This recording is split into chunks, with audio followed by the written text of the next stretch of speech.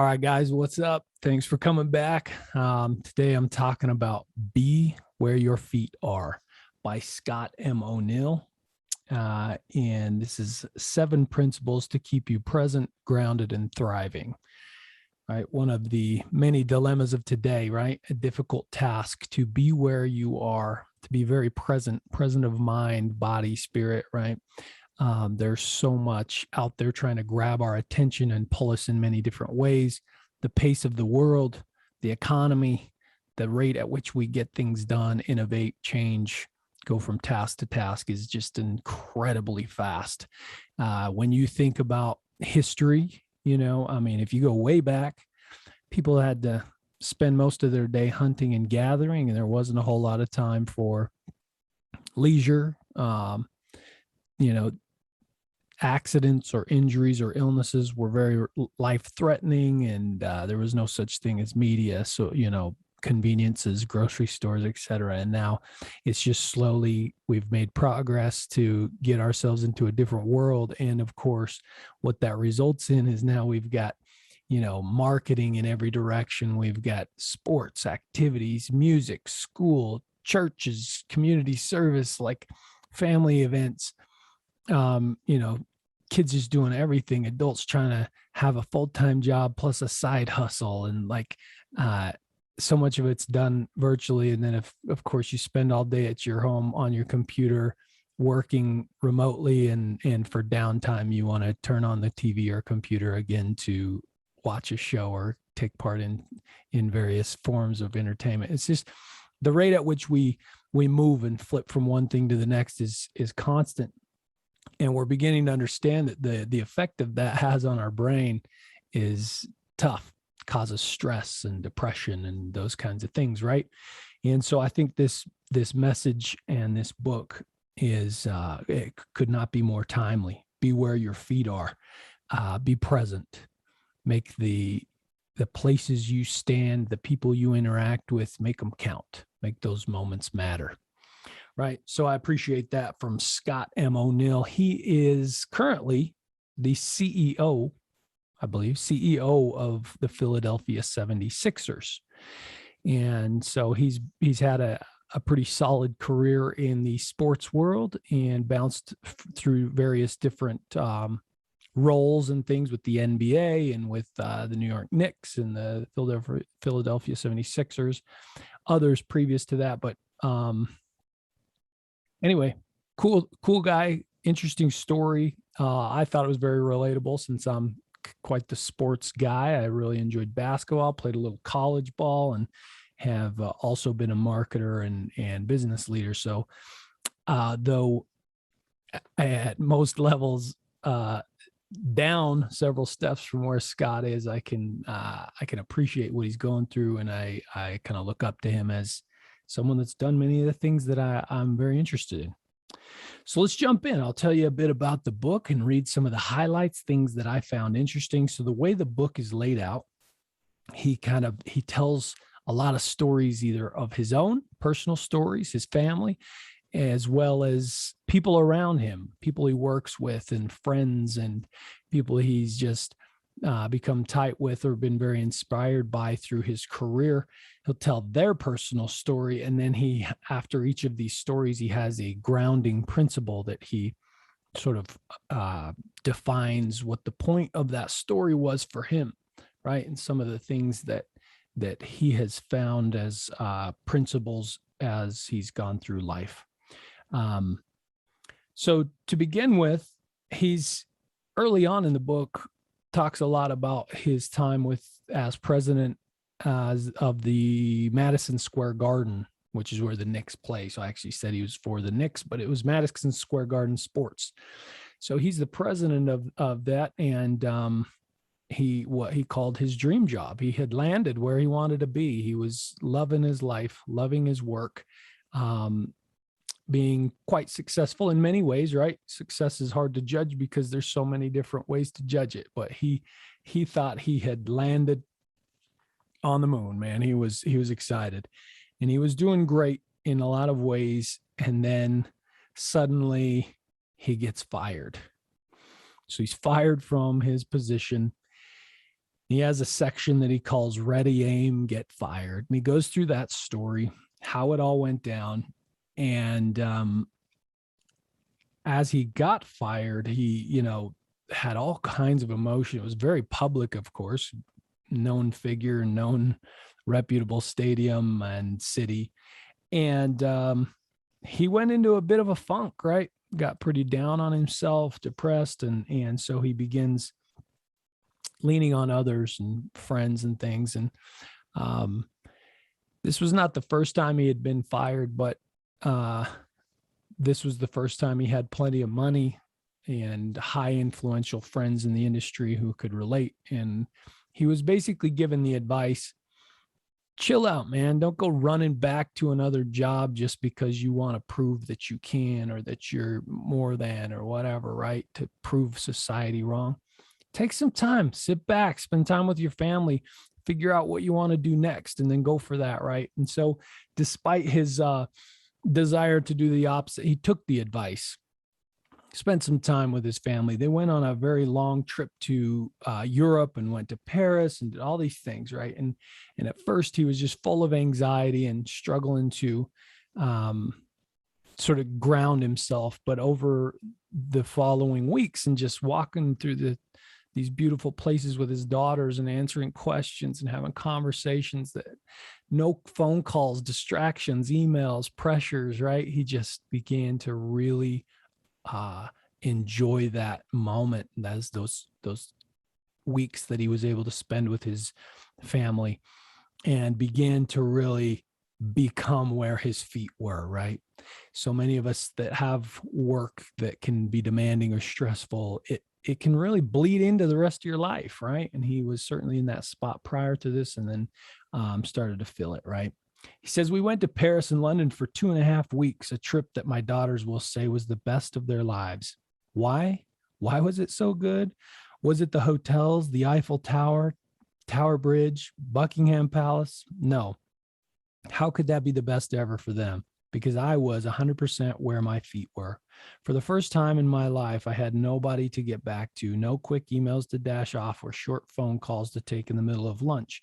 I was so free that when we were at Euro Disney for my youngest daughter Elizabeth's 6th birthday, I was singing the Gaston song with Beauty and the Beast. Now that I'm grown, I eat 5 dozen eggs, so I'm roughly the size of a barge. I was doing it loudly, so loudly, in fact, that I caught the attention of the Disney employee dressed as Gaston, who, not so politely, but well in character, turned around and yelled, "Shut up!" Elizabeth was mortified and still says it was the most embarrassing moment in her life. If you are ever unlucky enough to hear me sing, I apologize, but it does give you a sense of how relaxed, carefree, and comfortable I was becoming. So anyway, he goes on, and his grounding principle is, of course, to be where your feet are more often, and life will be better and more fulfilling for you, right? So in the following pages, he basically gives us all a challenge to define what matters to you, and then dedicate the time and resources to making that happen. Find clarity in your life for what's significant in your life, what brings you joy and happiness and purpose, excitement and energy, and go after those things. Make sure that you put the proper time, energy, and resources into getting those in your life as much as possible and being present. On to the next piece. So, a first but not last public failure. As I mentioned earlier, one of my more public failures was the rise and then crash, burn, and fall of a small and short-lived startup called Hoops TV.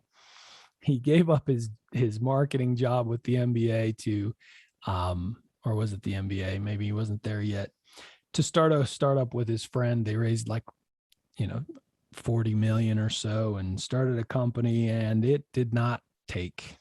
They failed, and it was clearly a difficult moment for him, difficult time. So he had to sort of regroup. And he was down in the dumps, and he says, Lisa used a delicate mix of just letting me be loving comfort and not so subtle pushes to go find some basketball pickup games, my head clearing escape from the world, to experience more human connection.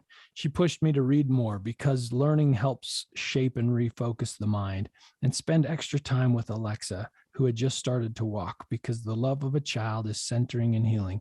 After a while, everything took hold and my head was clear. He says, my deep funk was lifted when I changed the race. I read exercise and committed to finding my authenticity.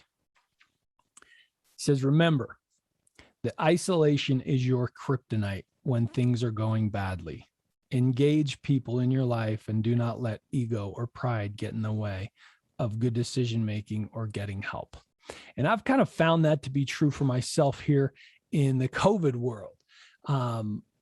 As I've spoken a bit about in the last few episodes, I really let myself get into a bit of a funk with COVID because I became so isolated working from home, not being allowed to travel by, certain federal and state mandates. And then my employer basically saying, buckle up, we're going to stay home. We're going to work remotely, which caused a lot of people to wonder if everyone had enough worthy work to do. And so they sort of ramped up the number of meetings and tasks and tool creation and all kinds of stuff. And it led to really long days of looking at computers, filling out spreadsheets and talking about site after site. And it was names, spreadsheets, and tasks. It sort of became so monotonous, and pressure was building, but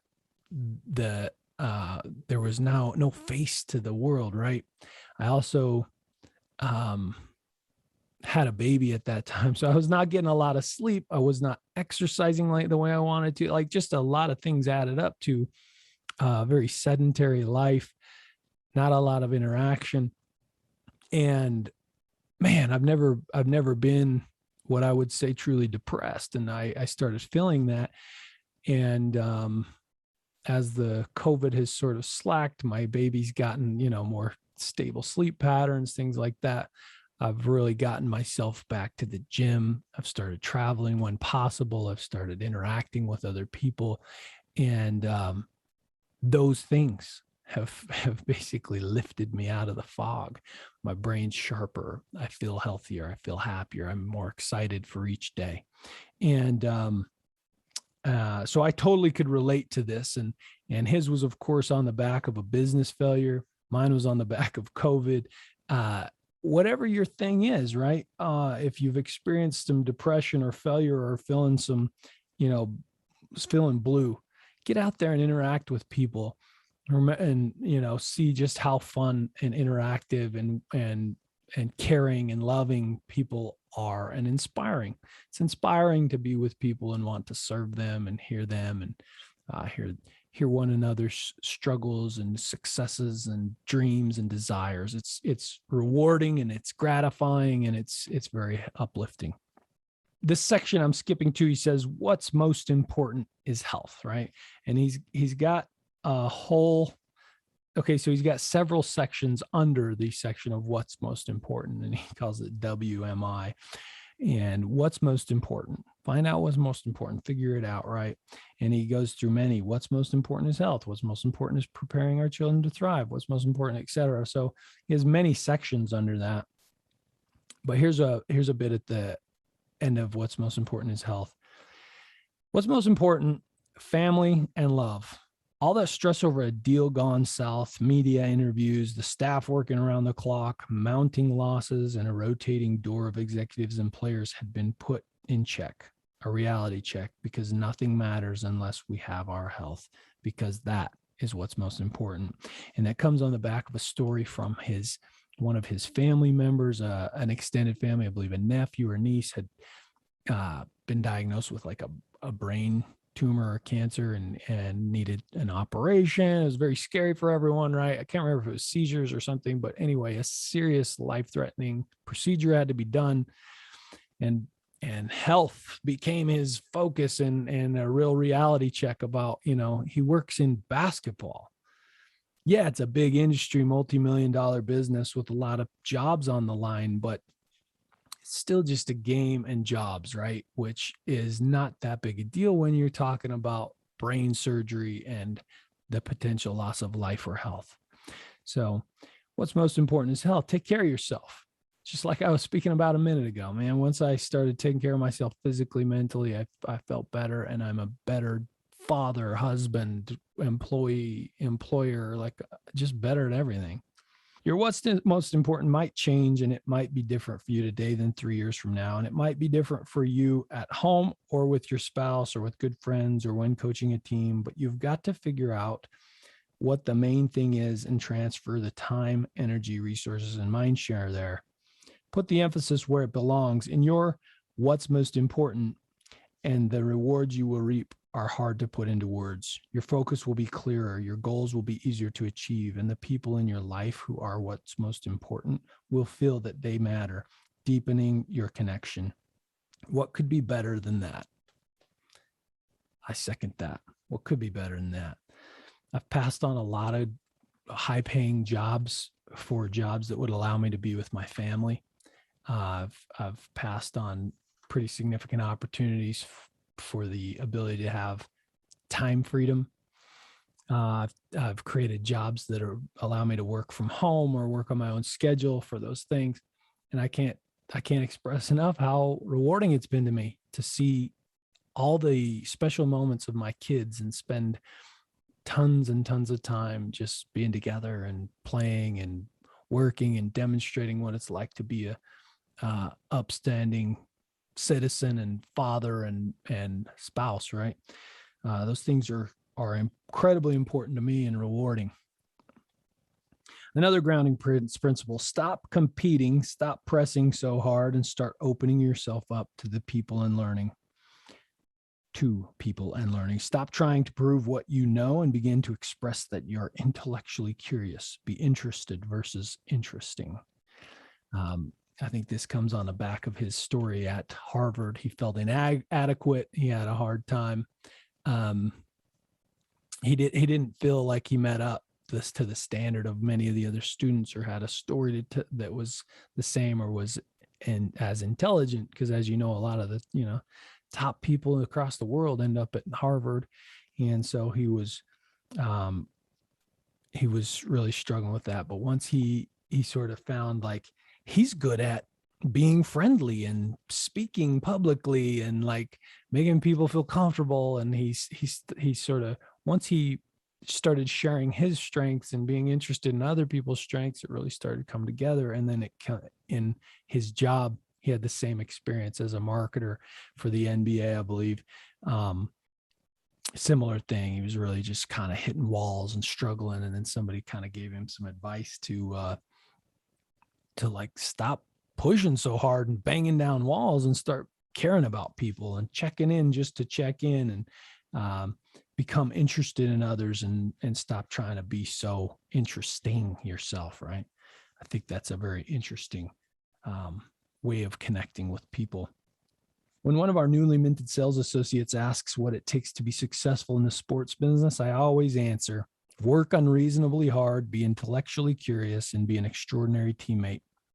Be the purple buffalo. And he has a story about a buffalo and this whole scene that went on in an African safari, I believe, when these lions attacked a Cape buffalo or water buffalo, ended up in the edge of the water, and a crocodile comes and tries to take it away, and then the lions get it out, and then the buffalo come and scare the lions off, and the calf gets up and he joins the herd and is protected. And it's like, man.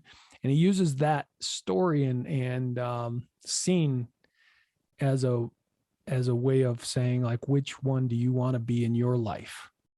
You want to be the buffalo, the lion, or the gator? And he sort of uses that as a parable for who you want to be and what kind of business we're going to create here. Teamwork makes the dream work. This kind of teamwork can occur beyond the office, no matter how young or old you are. A perfect example is a story my friend Sunny Sanyal, the president and CEO of Varex Imaging Corporation, told me about how he came to America after growing up in Mumbai, India. Sunny and I met at Harvard Business School. And I was quickly drawn to his infectious smile, positive attitude, and willingness to help anyone in need. After learning his story, I found it obvious why everyone roots for him. Sonny had lived on his own in Mumbai since he was 16 years old. After that, he went to the university to study engineering. I was very, very poor, so it was hard enough to pay the $120 a year tuition. Yes, that is 120, not 12,000, and certainly not 120,000. So I could never afford textbooks, which could cost upwards of 30 a piece. He explains. Can you imagine trying to get through college without textbooks? Not exactly a recipe for success for most. Sonny decided to work with others to find a solution. I figured out very quickly that if I went to bed at midnight and woke up at 4 a.m., I could have access to my friends' textbooks because that's when they are sleeping, says Sonny. He told me this story years ago, but it really hits me today with one daughter in college and two not that far behind. I can't imagine telling them that we can't afford textbooks and that their only option is to wake up at 4 a.m. to study by borrowing their roommates' books. Sonny's will and perseverance are remarkable, but the teamwork didn't stop there. During his senior year of college, Sonny and three of his friends dreamed about going to graduate school in the United States, but none of them had the means to pay the high price of an American education on their own. Still, this didn't deter them. They were so determined that they made a pact. If we can find a school where even one of us gets a scholarship, the rest of us will pile on and make it happen, Sonny exclaims. They worked together to study for their entrance exams and carefully picked and applied to the same schools. As luck would have it, 3 out of the 4 got full tuition and assistance at Louisiana State University. It wasn't the first choice for any of us, and each of us had separately gotten assistance from better schools, so we had a choice to make. Do we stick together at a school that's not our first choice, or do we go our separate ways to other schools?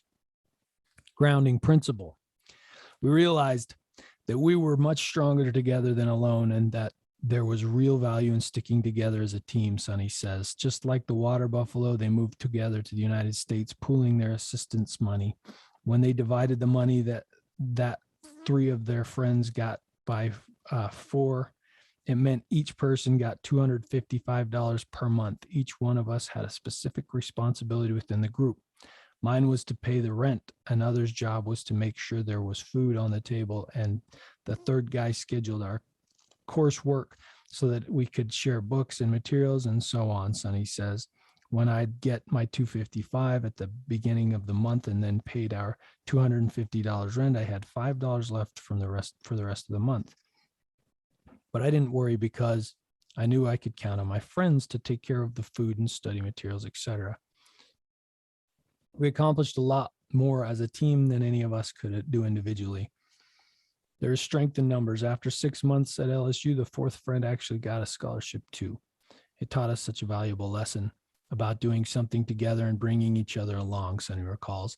It is always easier to say you are a water buffalo than it is to actually live as one, but Sonny and his friends committed to hold the team above self, and sacrifice on a tight budget was necessary to achieve not only their individual dreams, but also those of the team.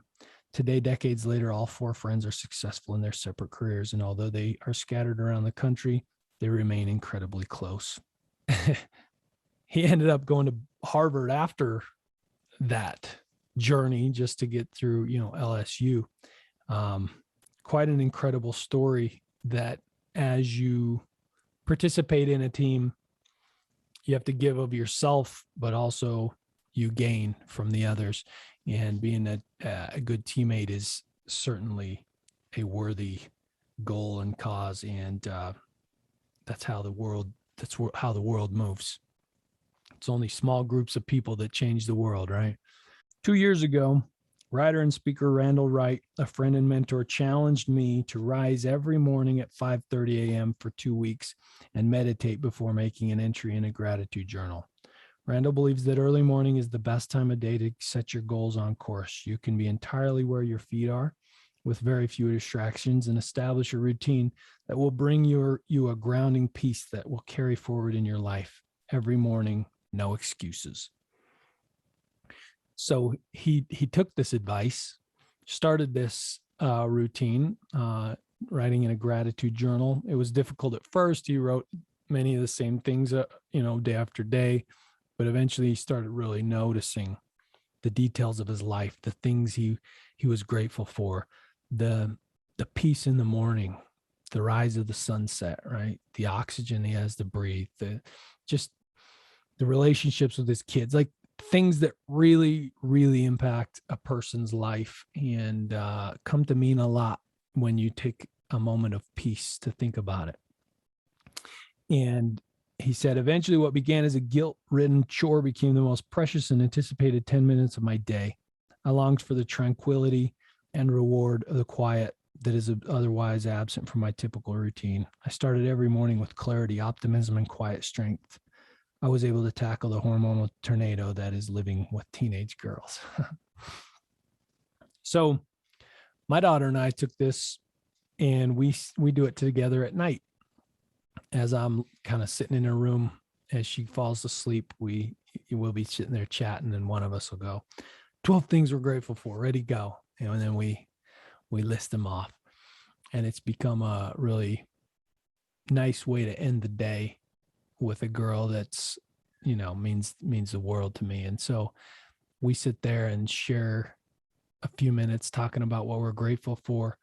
And I can't think of a better way to end each day than with her doing that.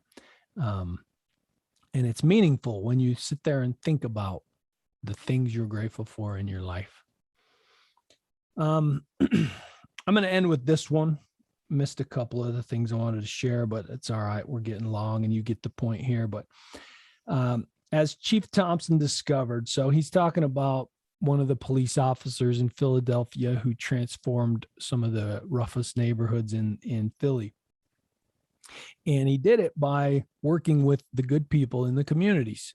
He says, as Chief Thompson discovered, assume positive intent combined with law enforcement is a must to help keep people safe and improve their well-being. The way to fix communities is not to have them be afraid of you, but to empower them. This is a principle of leadership at every level: family, business, military, police enforcement. If you can empower the people to give you their best, then you don't have to micromanage them, but also you'll get so much more out of them. People don't give their best when they're given, strict orders and watched over their shoulder and live with fear. They give you their best when they feel like you've got a goal to have them live their best life, when you care about them. And so empower the people in the ways that you can. If you're a leader, give the power to the people, but with structure, with reason, with goals, with vision, right? Your job is to lead. So I thought that was a good way to end. If you're an entrepreneur, a parent, an employee, a middle manager, any of those things, like, empower your people to achieve the dream that you've planted in their brain. So anyway, Scott, thank you for the book. I encourage all of you to go out and read it. Be where your feet are. I'll throw a link in the description here so you can grab that from Amazon if you choose. And as always, if you appreciated this content, give it a like, subscribe, share this stuff, and hopefully we'll catch you on the next one.